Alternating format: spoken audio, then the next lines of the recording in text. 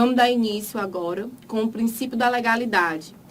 Antes de começar a falar do princípio da legalidade, eu queria esclarecer para vocês que, em se tratando de princípios do direito tributário, quando a gente vai ver isso pela ótica do contribuinte, a gente fala que esses princípios são garantias constitucionais. Esses princípios eles estão contidos na nossa Constituição Federal de 1988 e eles são garantias do contribuinte. Por quê? Porque eles limitam o poder de tributar. Ou seja, quando a gente fala dos princípios gerais do direito tributário, para o contribuinte são garantias constitucionais. Para o fisco, que são os entes federados que vão cobrar, criar, implementar esse tributo, a gente fala que são limitações ao poder de tributar. Por quê? Porque ao exercer o seu poder de criar, de cobrar esse tributo, eles vão ter que fazer isso em consonância com os princípios tributários. Então, vejam que para o contribuinte são garantias e para o fisco são limites impostos pela Constituição Federal. Como eu tinha falado, a gente vai começar a falar do princípio da legalidade. O princípio da legalidade, ele fala que é vedado exigir ou aumentar tributo sem lei que o estabeleça. Legalidade, vejam que deriva de lei. Então, para se criar ou para se exigir ou aumentar um tributo, é preciso que haja uma lei regulamentando essa atividade. Lei é igual fonte primária. Ela não é decreto, portaria nem instrução normativa. A gente está falando de lei. O aumento de tributo ele pode se dar não apenas pelo aumento da alíquota, mas também pela ampliação da sua base de cálculo. A Constituição Federal ela traz no seu artigo 150, dizendo que, sem prejuízo de outras garantias asseguradas ao contribuinte, é vedada à União, aos Estados, ao Distrito Federal e aos municípios exigir ou aumentar tributo sem lei que o estabeleça. Então, vejam que o primeiro princípio que a gente traz à baila aqui na aula é o princípio da legalidade, que fala que o ente federado não vai poder aumentar nem criar tributo sem uma lei que o estabeleça. Ou seja, o fisco ele não vai poder criar um tributo a bel prazer. Ele tem que ter uma lei que autorize essa criação ou esse aumento do tributo. A gente fala que somente a lei pode instituir tributo, majorar tributo, né? Sendo que, para instituir tributo, a gente não tem exceção. Mas, para majorar tributo, a gente tem algumas exceções ao princípio da legalidade, né? E aí, a gente fala que o princípio da legalidade, no conteúdo da lei, ele fala que fato gerador, hipótese de incidência, base de cálculo, alíquota e sujeito passivo. Outras denominações, a gente fala da legalidade escrita, da reserva legal e da tipicidade fechada ou cerrada. A gente fala que somente alterações de alíquotas nos termos da lei para. E essa que eu vou falar agora para vocês, esses que eu vou falar para vocês agora são as exceções ao princípio da legalidade. As exceções, a gente está falando de majoração de tributo e não de criação de tributo. Vejam que a gente só tem exceções no princípio da legalidade no que se refere à majoração. E os tributos que entram nessas exceções são o quê? O II, que é o imposto de importação, o imposto de exportação, o IPI e o IOF, que pode sofrer majoração ou redução sem obedecer o princípio da legalidade. A CID combustíveis e o ICMS incidente em etapa única sobre combustíveis e lubrificantes definidos em lei complementar, fixação, redução e restabelecimento por meio de convênios de ICMS. Então, essas são as exceções ao princípio da legalidade. É o imposto de importação, o imposto de exportação, o IPI e a CID, né? Aí agora a gente passa a falar da isonomia, o princípio da isonomia. O que quer dizer isonomia? Quer dizer igualdade. Isso fala da obrigatoriedade do agente arrecadador de tratar igualmente os contribuintes. Ou seja, eu não posso diferenciar um contribuinte do outro. Eu tenho que me utilizar do princípio da isonomia, da igualdade, no tratamento que eu dou aos contribuintes. Esse é mais um princípio que deve ser obedecido pelo ente dos entes federados. O princípio da isonomia, ele está contido no artigo 150 também, onde ele fala que sem prejuízo de outras garantias asseguradas ao contribuinte, é vedado à União, aos Estados, ao Distrito Federal e aos municípios, inciso 2, instituir tratamento desigual entre os contribuintes que se encontrem em situação equivalente, proibida qualquer distinção em razão de ocupação profissional ou função por eles exercida, independentemente de denominação jurídica dos rendimentos, títulos ou direitos. Ou seja, o artigo 150 da Constituição Federal, ele traz para mim o princípio da isonomia, o princípio da igualdade, onde ele me fala que, uma vez os contribuintes encontrando-se em situações equivalentes, eu não vou poder perpetrar sobre ele um tratamento desigual no que se trata do direito tributário. Ou seja, é uma garantia constitucional do contribuinte ser tratado isonomicamente pelo ente federado que vai cobrar aquele tributo. Então, vejam que é uma garantia constitucional contida no artigo 150, inciso 2. O princípio da isonomia, ele é um comando para o legislador e o aplicador da lei, discriminar adequadamente os desiguais na medida de suas desigualdades. Essa é uma premissa constitucional muito conhecida, que cai muito em prova. Isonomia, ele quer dizer o quê? Tratar igual os iguais e desigual os desiguais. É a maneira de não discriminar o contribuinte em nenhuma situação a que ele venha a ser tributado. O STF, o que ele diz, o STF, sobre esse princípio?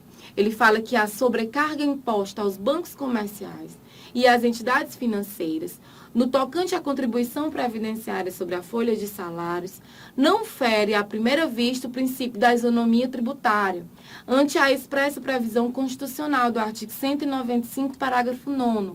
O que é que isso quer dizer? As instituições financeiras, elas têm um lucro altíssimo. Como elas têm um lucro altíssimo, o ente federado, ele pode instituir uma tributação mais elevada, porque aí ele vai estar dando um tratamento desigual para os desiguais. Uma instituição bancária não pode ser comparada a um contribuinte pessoa física. Por quê? Porque o lucro que uma instituição bancária ofere é muito alto. Então, a contribuição que ele tem que dar para a sociedade através da tributação tem que ser maior do que aquela pessoa física que tem uma renda baixa, né, que declara o seu imposto de renda num valor baixo. Então, o STF tem esse entendimento que o princípio da isonomia deve ser efetivamente aplicada, obedecendo à premissa contida no artigo 195, parágrafo 9º da Constituição Federal, que desfere tratamento desigual aos desiguais e tratamento igual aos iguais. Que é exatamente que esse entendimento exatamente se encaixa nesse exemplo que eu dei agora, das instituições bancárias, que oferem um lucro altíssimo e, por isso, possuem uma tributação muito mais elevada do que um contribuinte pessoa física. Alguns critérios não admitidos para o desigualamento, ou seja, alguns critérios, né, que limitam essa questão da isonomia. O quê? A ocupação profissional ou denominação dos rendimentos. Isso a gente vai encontrar no artigo 150, inciso 2. Como regra, o status pessoal, raça, cor, sexo e origem. Essas características jamais poderão ser usadas como justificativa para essa questão do desigualamento, como para fins de alcançar a isonomia. Porque o artigo 3º, inciso 4 da Constituição Federal me limita quanto a isso. Isenção de IPVA para proprietários de veículos destinados a transporte escolar, vinculadas a uma determinada cooperativa local. Outro limite. Lei municipal concedendo isenção de IPTU para servidores públicos municipais. E aí a gente vai falar agora do princípio da irretroatividade. O que esse princípio me traz? Ele fala que é vedado cobrar tributo cujos fatos geradores tenham ocorrido antes do início da vigência da lei, que os houver instituído ou aumentado. Ele objetiva preservar o direito adquirido, o ato jurídico perfeito, a coisa julgada. Exceção feita à lei penal que retroage para beneficiar o réu, quando a lei anterior era mais severa. A gente tem aí a emenda 42, que trouxe uma modificação em relação ao princípio da irretroatividade. O que ela diz? Que Quando a lei for para beneficiar o contribuinte no que concerne a infração, a gente vai poder aí ter uma exceção ao princípio da irretroatividade. Nos demais casos, a gente vai ter que manter o entendimento de que é vedado cobrar tributo, cujo fato gerador tenha ocorrido antes do início da vigência da lei que os houver instituído ou aumentado. A Constituição Federal, ela traz no inciso 3, ainda no artigo 150, o referido princípio. Artigo 150, que fala que sem prejuízo a outras garantias é assegurado ao contribuinte, é vedado da União, Estado, Distrito Federal e Município. Inciso 3, cobrar tributos, né, em relação a fatos geradores ocorridos antes do início da vigência da lei, que os houver instituído ou aumentado. Esse é o princípio da irretroatividade. Outro princípio que a gente mencionando, que a gente tem que mencionar no nosso curso, é o princípio da anterioridade. É vedado cobrar tributo no mesmo exercício financeiro em que tenha sido publicado lei que o instituiu ou aumentou. Para ser cobrado um determinado exercício financeiro, a lei deverá ser promulgada até o final do exercício do ano anterior. Exceção, o imposto de importação, o exportação, o IPI e sobre operações financeiras. Contribuições sociais, 90 dias. O artigo 150 traz na linha B do inciso 3, que no mesmo exercício financeiro em que haja sido publicada a lei que o instituiu ou aumentou, né? Fala que, sem prejuízo de outra garantia, é assegurado ao contribuinte cobrar o tributo no mesmo exercício financeiro, né, em que haja sido publicada a lei que o instituiu ou aumentou. Ou seja, se eu estou instituindo uma lei que está me dando lá uma exação, uma cobrança de um tributo, eu vou ter que aguardar o próximo exercício financeiro, a gente chama de exercício ano.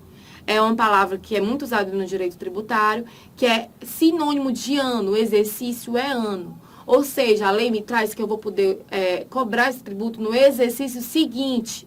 Se eu instituo uma lei nesse ano corrente, ela só vai poder, de fato, ser implementada e cobrada ao contribuinte no exercício financeiro posterior.